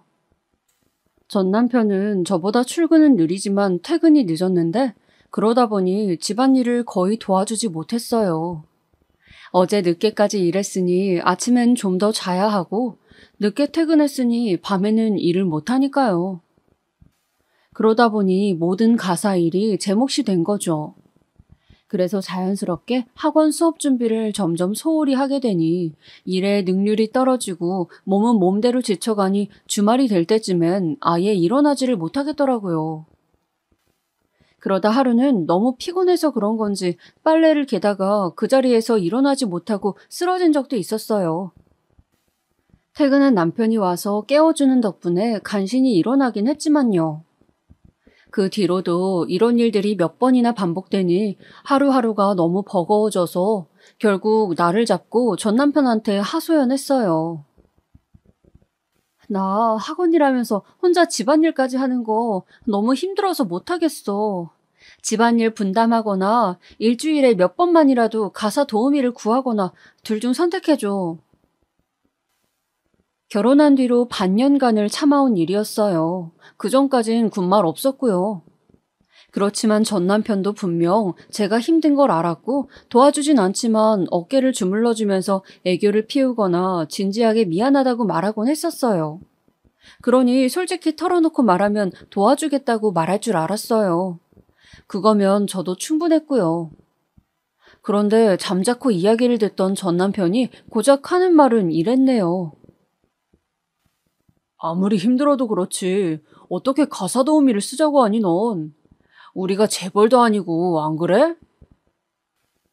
지금 요점이 그게 아니잖아. 내가 힘들다고. 힘들어서 더는 못하겠다고. 아니 그래도 그렇지 너무 터무니없는 걸 요구하니까 그렇잖아.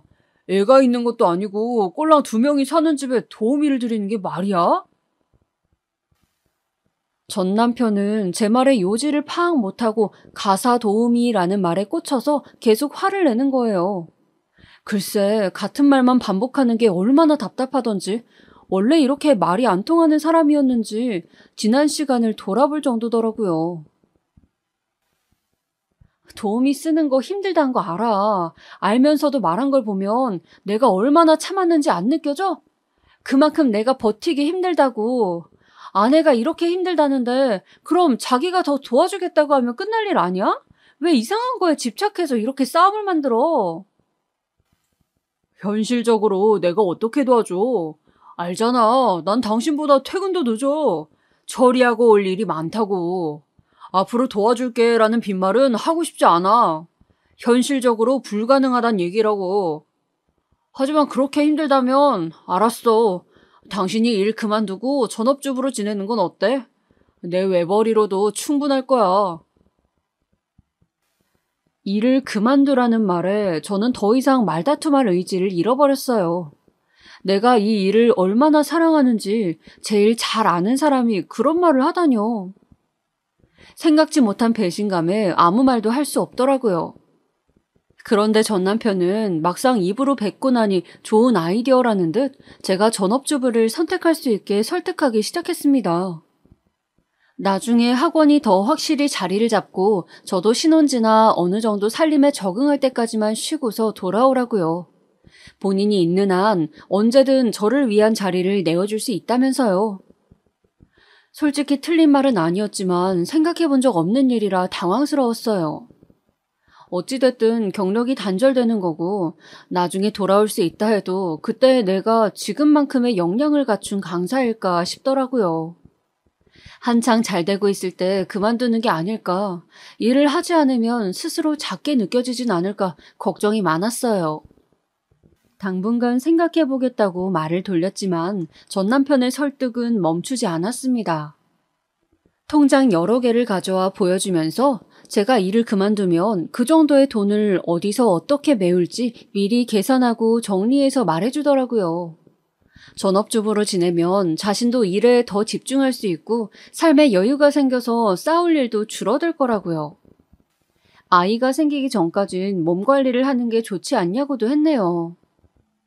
가끔은 학원에서도 따로 불러내서 저더러 일하는 게 힘들어 보인다며 이러면 수업 질도 나빠질 거라고 걱정 아닌 걱정을 해주기도 해주던데 어찌나 속보이던지.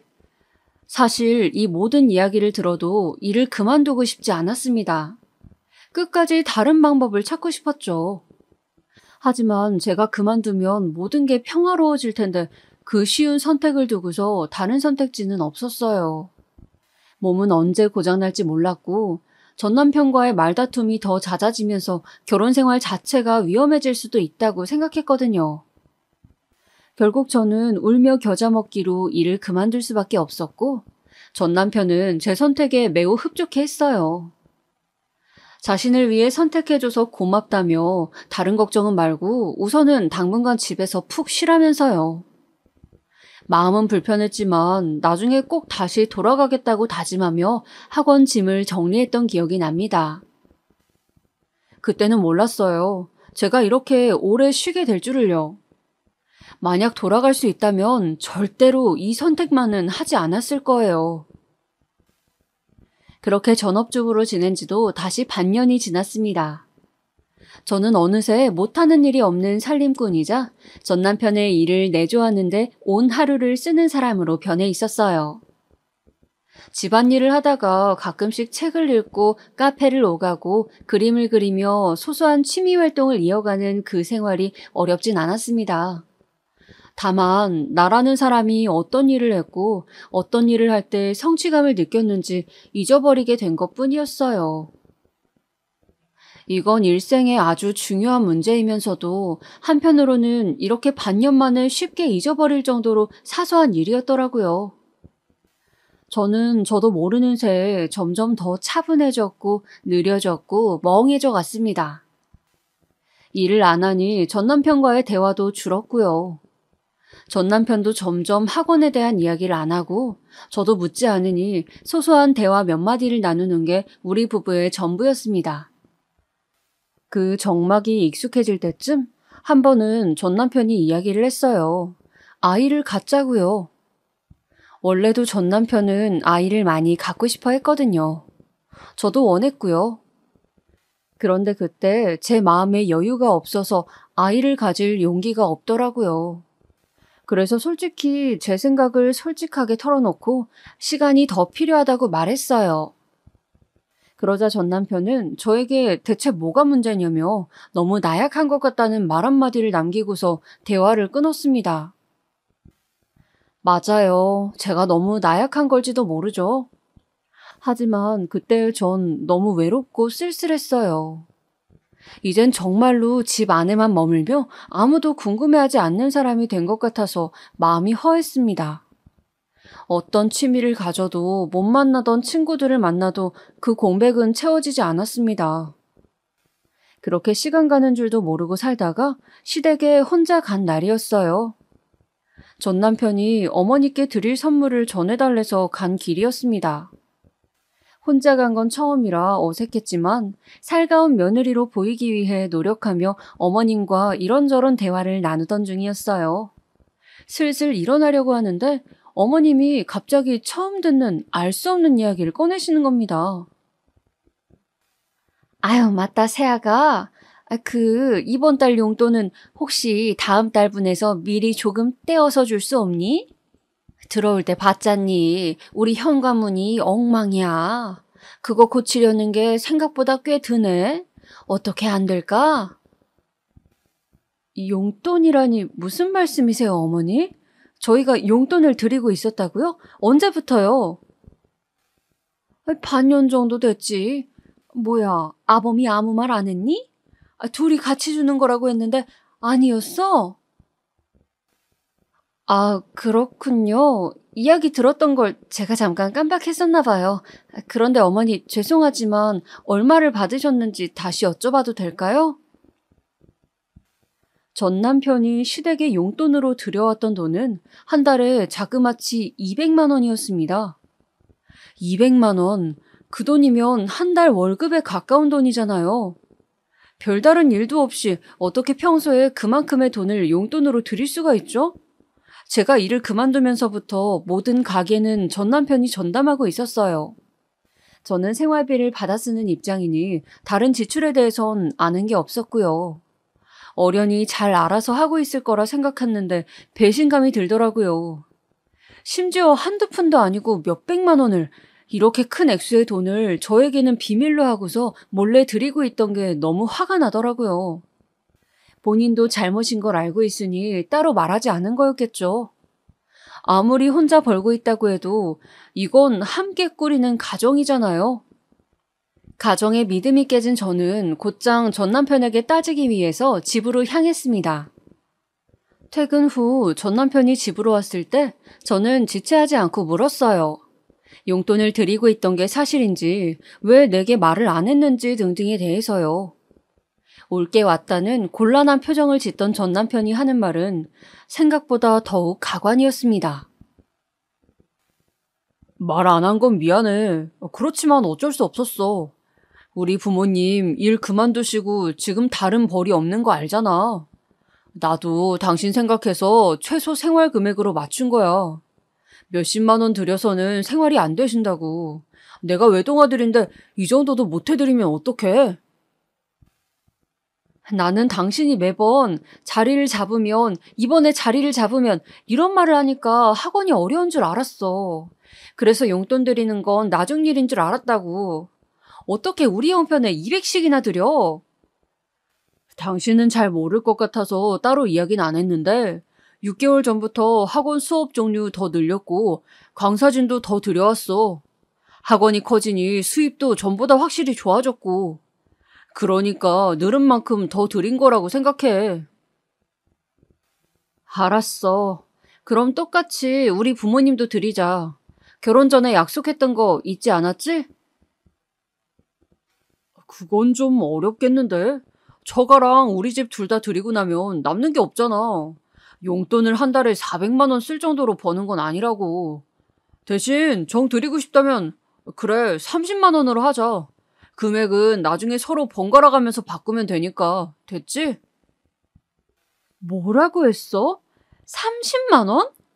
시댁은 200만 원을 주면서 우리 부모님은 고작 30만 원을 주자고? 너무한 거 아니야? 결혼 전에 약속했던 거 잊었어? 양가 부모님 다 부족함 없이 드리겠다고 했잖아. 결혼 전 이야기는 왜 해? 지금은 지금 상황을 따져서 이야기해야지. 처가는 노후 준비하고 계시다며. 그 정도면 적당한 거 아니야? 당신이 말하는 그 고작 30만 원 벌려면 내가 며칠을 고생해야 하는지 아냐고. 논리를 찾아볼 수 없는 전 남편의 말에 전 폭발할 수밖에 없었죠. 그렇게 몇 번의 크고 작은 고성이 오가고 전 남편은 더 이상 참지 못하겠다는 듯이 큰 소리로 외쳤어요. 아니, 막말로 너희 부모님이랑 우리 부모님이 같냐? 내가 돈 벌고 있잖아. 지금 당신이 편하게 먹고 쓰는 거 다 내가 번 돈이라고. 그런데 집에서 노는 당신과 내가 어떻게 똑같을 수 있어? 그건 좀 염치가 없잖아. 정신 차려, 제발 좀. 한순간 믿음이 깨지면서 기댈 곳이 사라진 저는 제자리에 주저앉을 수밖에 없었어요. 나더러 일을 그만두라고 한 건 본인이면서 어떻게 저에게 그런 말을 할 수 있었을까요? 자신에게 기대는 법을 배우게 해놓고선 다시 또 답이 없는 망망대해에 저를 혼자 떨어뜨린 기분이었죠. 그때부터 전 남편의 이야기, 미소, 나를 바라보는 눈빛을 전부 믿을 수 없게 됐습니다. 혼자서 곰곰이 생각해 보았어요. 그렇게 이기적이고 과시적인 사람이 아니었는데 무엇 때문에 바뀐 걸까? 그런데 바뀐 게 아니더라고요. 원래 그런 사람이었어요. 어쩌면 평소 유난히 자신감 없던 전 남편이 여태껏 이런 순간을 바라온 걸지도 모른다고요. 어엿한 가장으로서 모든 걸 책임지고 또 근사한 아들로서 당당하게 용돈을 쾌척하는 모습이요. 그 자리를 지키고 싶어서 이렇게 무리를 하면서까지 큰 소리 치는 거 아닐까 싶고요. 그도 그럴 게 가끔씩 제가 이야기를 하면 꼭 비꼬아서 대답을 할 때가 있거든요. 그 말투 때문에 매번 싸움이 시작됐었죠. 예를 들면 아, 당신은 선생이고 똑똑하니까 나한테 가르쳐 주려는 거지? 날 못 믿겠다는 거야? 그래, 내가 미안해. 능력을 더 갖춘 사람 만났으면 당신도 이런 고생 안 했을 텐데 말이지. 등등의 말들이요. 그때 당시엔 모든 잘못을 나에게로 돌리고서 내가 이 사람을 더 포용해줘야겠구나, 자존감을 높여줘야겠구나 싶었어요. 열등감을 내비추던 그런 말들이 이런 결과를 불러올 줄은 몰랐네요. 아무리 연애를 하고 결혼을 해도 사람 속을 다 알 수는 없나 봐요. 그 뒤로 친정 쪽에서 연락이 왔습니다. 사위가 갑자기 말도 없이 30만 원을 보냈는데 무슨 돈이냐고요. 금액도 금액이지만 마치 저에게 보여주려는 듯 설명도 안 하고 돈만 보낸 게 너무 화가 나더라고요. 이건 아니다 싶은 마음에 다시 또 전 남편을 붙잡고 이야기했죠. 도대체 뭐가 문제냐고, 뭐가 문제기에 이렇게 나를 무시하는 거냐고요. 그랬더니 옳았구나 싶은지 줄줄 이야기를 늘어놓더라고요. 이것도 잘은 기억이 안 납니다. 이야기하는 동안 사람이 너무 못나 보여서 한 귀로 흘리게 되더라고요. 뭐 대충 이런 식이었어요. 제가 강사로 일할 때 일도 하고 집안일도 한다고 해서 본인에게 생색내는 말투를 쓰더라. 자기 주관이 뚜렷한 게 좋았는데 결혼하고 나니 본인을 작게 만드는 것 같아서 단점으로 느껴지더라 하는 것들이요. 말하는 내내 계속해서 저에게서만 문제점을 찾더라고요. 사실 전 결혼 전에도 후에도 늘 똑같았는데 말이에요. 그러더니 전 남편은 가장 중요하게 생각하는 걸 가장 아무렇지 않은 문제인 것처럼 마지막에 덧붙여 이야기하더라고요. 아, 그리고 집안일 맡게 된 거에서 너무 억울하게 생각하지 마. 우리가 반반 결혼을 했지만 그렇다고 결혼 후에 모든 일을 반반으로 할 순 없잖아. 부부 일이라는 게 그렇게 계산적이어서도 안 되고. 처음엔 왜 갑자기 반반 결혼에 대해서 이야기했는지 몰랐어요. 잠시 생각해보니 제가 일을 그만두고 본인이 돈을 더 쓰는 것에 있어서 제가 반반 결혼으로 트집을 잡을까봐 지레 혼자 찔려서 그러는 것 같았어요. 나도 모자람 없이 준비해왔는데 왜 내가 일도 그만두고 살림을 해야 하냐고 할까봐요. 본인이 가장 계산적이었던 거죠. 아무리 큰 사람인 척해도 자격지심 깊은 본성은 못 감추는 것 같더라고요.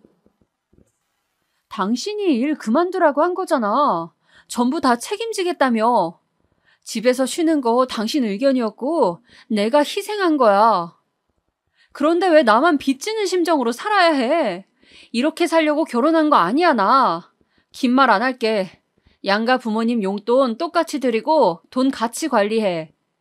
그리고 난 일 다시 다닐게. 자리 준비해줘.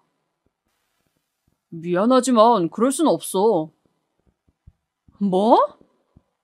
학원 자리가 이제 없다고. 다른 유망한 강사들로 꽉 찼거든. 다시 다니고 싶으면 당신 능력으로 알아봐. 그리고 내 의견은 그대로야. 난 용돈을 드려야 하고 당신과는 입장이 다를 수밖에 없어. 앞으로도 가정을 이끌어가야 하는 내 선택이 마음에 안 든다면 어쩔 수 없지. 헤어지는 수밖에. 그 입에서 헤어짐에 대한 이야기가 나오니 이 길고 긴 싸움과 결혼 생활 전부가 끝나버린 것 같았습니다. 도대체 내가 무슨 잘못을 했기에 이렇게까지 잔인하게 구는 건가 싶었는데 결국은 헤어지고 싶어서 그랬나 생각이 들더라고요. 더 이상 대꾸할 힘이 사라져버린 저는 알겠다고 말했습니다. 웃기지만 전 남편은 그 대답을 예상하지 못한 건지 놀라서 저를 쳐다보더라고요. 제가 바로 그러자고 할 줄은 몰랐었나 봐요. 저는 보란듯이 바로 방에 들어가 짐을 싸기 시작했습니다. 그랬더니 전 남편이 곧바로 따라와 정말 이혼이라도 할 거냐고 묻더라고요. 방금 전까지 본인이 이혼이란 말을 입에 올려놓고선 도리어 저에게 화를 내면서요. 도대체 내가 어떻게 맞춰줘야 해? 돈이 많아서 결혼하는데 문제 없고 가게에 도움도 돼야 하지만 일은 안 하고 당신 일만 내줘야 한다는 거지? 그래서 당신이 뭘 쓰든 뭘 하든 신경 쓰지 말아야 하고 주는 대로 감사합니다. 넙죽 받아야 한다는 거잖아. 자존심은 지키고 싶은데 또 도움은 받고 싶고 이런 거 너무 웃기지 않아? 나 당신 직원 아니고 아내야. 하고 싶은 말을 퍼붓고는 멍청하게 서 있는 전 남편을 두고서 집을 나왔습니다. 더 이상 그렇게 살고 싶진 않았어요. 어떻게든 이혼을 해야 원래의 저로 돌아갈 수 있을 것 같았죠. 집으로 돌아간 저는 지난 결혼 생활로 인해 우울증과 불면증에 시달리며 한동안 약을 복용해야 했어요. 사람들을 만나는 일도 자연스럽게 기피하게 되었고요. 그 중에서도 유독 지나가는 중고등학생들을 보면 마음이 더 답답하더라고요. 아마도 강사 일을 했던 때가 떠올라서 그랬나 봐요. 내가 정말로 아이들을 가르쳤던 사람이었나 싶고 그러고 보면 인간은 어차피 혼자라는 게 맞았어요. 누군가에게 기대는 일은 이제 다신 하지 않을 거라 몇 번을 다짐하고 다짐하며 스스로를 위로할 수밖에 없었죠. 그렇게 한 달, 두 달 시간을 보내는데 친정아버지가 저를 따로 불렀습니다. 제가 마치 축 처진 산 송장처럼 지내는 걸 도저히 못 보겠다고 하시면서요. 더 이상 지체할 것 없이 그냥 이혼을 하고 당신이 도와줄 테니 친오빠처럼 해외에서 새로 삶을 시작하거나 아니면 여기서 원하는 가게나 사업을 시작하라고 말씀 주시더라고요. 저도 이 악몽 속에서 빠져나오고 싶은 의지가 있던 터라 감사한 기회를 마다할 이유가 없었습니다. 저는 잠시 생각하다 대답했어요. 학원을 차리고 싶어요, 아빠. 학원을 차리는 건 사실 강사로 일할 당시 제 꿈이기도 했어요. 더 경력이 쌓이고 연차가 생기면 제 이름을 따서 국어 논술을 주로 다루는 학원을 세우고 싶었거든요. 저와 뜻이 맞는 사람끼리 모여 각자의 수업에 대해 토의하는 시간도 갖는 그런 곳으로요. 하지만 그 꿈은 결혼을 하면서 접을 수밖에 없었죠. 저도 잘 모르겠어요. 그때 무슨 용기가 생겨서 학원을 차려달라 말한 건지요. 어쨌거나 저는 수업을 꽤 오래 쉬고 있었고 사업체를 경영하는 건 분명 더 오래, 더 많은 준비가 필요한 일이었으니까요. 하지만 지금 주저앉은 나를 일으켜 세우는 건 그것밖에 없는 것 같았어요. 아버지는 제 말을 곰곰이 되뇌이시더니 이내 흔쾌히 알겠다고 말씀하셨어요. 절 믿어주는 부모님이 계시지 않았다면 아마도 제 그늘은 쉽게 사라질 수 없었을 거예요. 그 믿음에 대한 은혜를 어떻게든 갚아야겠다고 생각하니 더욱 의지가 생기는 것 같았고요. 그렇게 저는 다소 갑작스럽게 꽤나 돌고 돌아서 학원을 차리는 꿈을 이루게 되었습니다. 전 남편은 그때까지 연락 한 통 없었어요. 붙잡으려는 어떤 시도도 하지 않고서 마치 제가 돌아오기만을 기다리기만 하는 것 같았고요. 그게 자존심 강한 남편만의 화해 방식이었거든요. 그 뜻을 알든 모르든 헤어져야 한다는 제 생각에는 변함이 없었지만요. 그렇지만 전 학원 일에 집중하기 위해 어서 전 남편과의 관계를 정리해야만 했습니다. 그래서 이혼 서류를 집으로 보내니 한바탕 난리가 났네요. 하지만 전 남편에게서 합의를 이끌어내는 건 그다지 어렵지 않았어요. 그 사람이 가장 싫어할 만한 말을 골라서 하면 되니까요. 이혼하고 싶지 않으면 각서 하나만 써줘. 우리 집 용돈으로 한 달에 200만 원, 시댁에는 30만 원씩 총 2년간 드리는 거야. 아, 너무 걱정할 거 없어.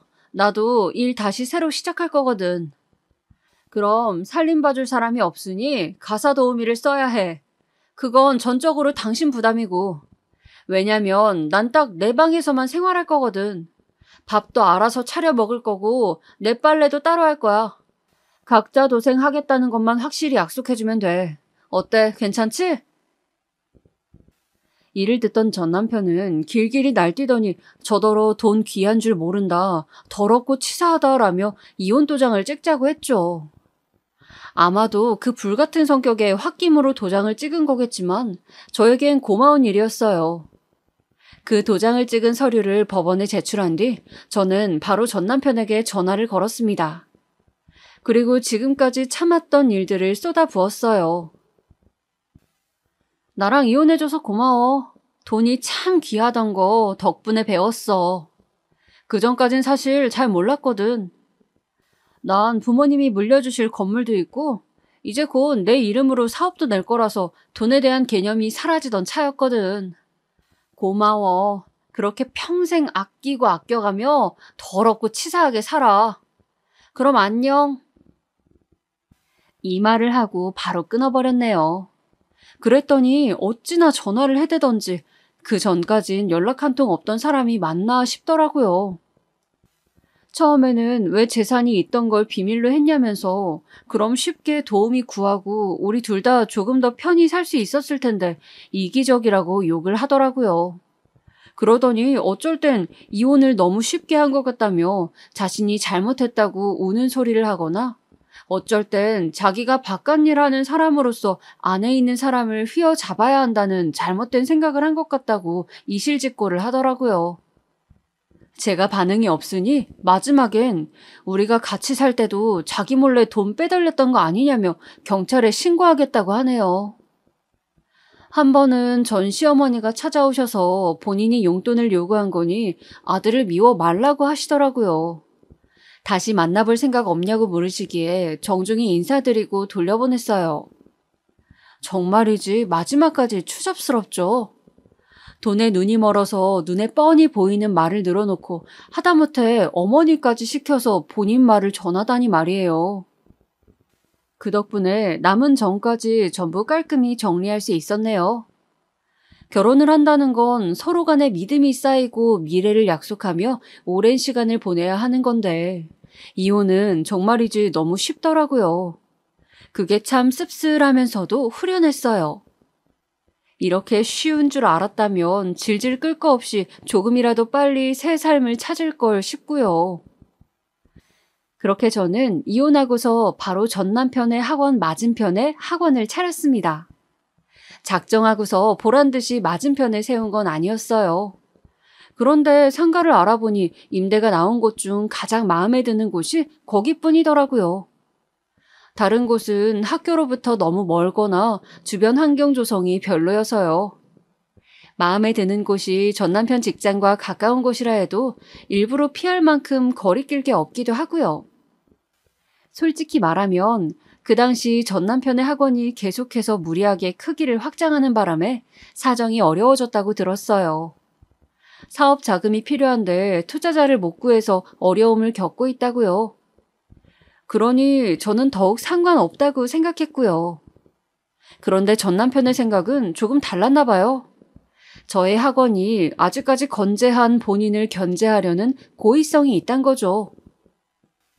제가 있는 건 어디서 또 그렇게 알고 왔는지 공사 중인 현장을 찾아왔더라고요. 무슨 어디 삼류 드라마 주인공처럼 찾아와서 난리를 피우려는 거 경찰에 신고하겠다더니 얌전해졌네요. 여기에 학원 짓는다며? 다른 것도 아니고 내 학원 맞은편에. 알아. 일부러 나 보란 듯이 여기 지은 거지? 당신답지 않게 참 치졸하네. 이미 지난 관계를 너무 의식하는 것 같은데. 당신이 이렇게 한데도 나 안 망해. 옆에서 쫑알대는 거 투명인간 취급했습니다. 어디까지 난리치나 두고 보면서요. 이내 작업장에 있는 사람들이 전 남편에게 방해된다며 나가달라고 말한 덕에 끝까지 못 봤네요. 그렇게 피해의식이 강한 사람이니 아마 제가 하는 행동 하나하나마다 의미를 부여하고 혼자 끙끙 앓고 있었겠죠. 그걸 생각하면 맞은편으로 온 게 참 잘했다고 느껴져요. 전 남편의 방해 공작에도 불구하고 저는 학원 공사에 더욱 집중했습니다. 혼자의 힘으론 안 될 것 같아서 이쪽 전문인 동업자를 구했는데 그분 덕분에 여러 어려움과 역경을 헤쳐나갈 수 있었네요. 게다가 친오빠가 소개해준 사람이라 그런지 더욱 신뢰가 가고 더 빨리 정을 쌓을 수 있었던 것 같아요. 그리고 그분과 전 지금 진지하게 만나는 사이가 되었고요. 사업을 준비하면서 오랜 시간 함께 붙어 있다 보니 좋은 점, 안 좋은 점 다 보게 되었는데 이 사람이라면 앞으로 살아가며 서로의 부족한 점을 채워주는 사이가 돼도 좋겠다 싶더라고요. 이혼했을 때만 해도 분명 평생을 혼자 살 거라고 다짐했지만 역시 사람은 사람에게 기대어 온기를 느끼며 살아야 하나 봐요. 어쩌면 전 혼자 있기를 너무나 두려워해서 또다시 사람에게 상처받을까봐 스스로 혼자여도 괜찮다고 합리화해온 걸지도 모르고요. 그런 저의 불안을 다독여준 사람이라 다시 기대고 싶은 용기가 생겼습니다. 정신없이 학원 공사가 마무리되고 저는 동업자와 함께 전 남편 학원을 찾아갔어요. 첫 직장 맞은편에 같은 학원을 차린 기념으로 떡도 드리고 인사도 드릴 겸 해서요. 물론 제가 먼저 가자고 제안했죠. 그렇게 자기 집처럼 우리 공사 현장을 드나들던 전 남편인데 저라고 못 갈 거 있나요? 어쩌면 제가 찾아오길 바랐을 수도 있고요. 전 남편은 갑작스러운 저희의 등장에 적잖이 놀란 눈치였죠. 사업이 정말로 많이 어려워진 건지 못 본 사이 얼굴이 많이 헬쓱해졌더라고요. 제 알바는 아니지만. 잘 부탁드려요. 옛 인연도 있으니 동료로서 앞으로 오며 가며 자주 뵈었으면 좋겠네요. 이 판을 떠나지 않으신다면 말이에요. 그렇게 준비해온 떡을 건넨 후 인사말을 전하고서 빠져나오는데 뒤에서 떡과 접시를 던지는 소리가 나더라고요. 안 봐도 뻔하지. 자기 분을 못 이겨서 그런 거였겠죠. 뭐 딱히 상관없었습니다. 떨어진 건 본인이 치워야 할 테니까. 여기까지 전 남편과의 길고 긴 사연은 끝났습니다. 그 뒤로 어떻게 됐냐면 글쎄요, 이전과 크게 달라진 건 없어요. 인생은 언제나 통쾌한 드라마가 아니란 걸 잘 알고 있으니까요. 아, 그런데 전 남편 학원은 대표가 바뀌었다고 하더라고요. 아무래도 사업 확장으로 인한 손실에 책임을 지고서 그만둔 것 같았어요. 본디 사업 수완이 좋은 사람은 아니었는데 본인에 대한 자신감이 넘쳐나는 바람에 결국 그 꼴 난 거죠. 지금은 어디서 뭘 하고 살고 있을지 모르겠네요. 다만 여전히 본인의 소신대로 부모님께 200만 원만큼의 효도를 하는 사람이 되어 있길 바랍니다. 저는 지금 그렇게 하고 있거든요. 이렇게 쭉 적어내리니 지난 시간들을 돌아볼 수 있어서 저에게도 유익한 시간이었던 것 같네요. 사연을 보내는 선택 잘한 것 같아요. 지금까지 저의 우습고도 진심을 담은 삶의 이야기를 들어주셔서 감사합니다.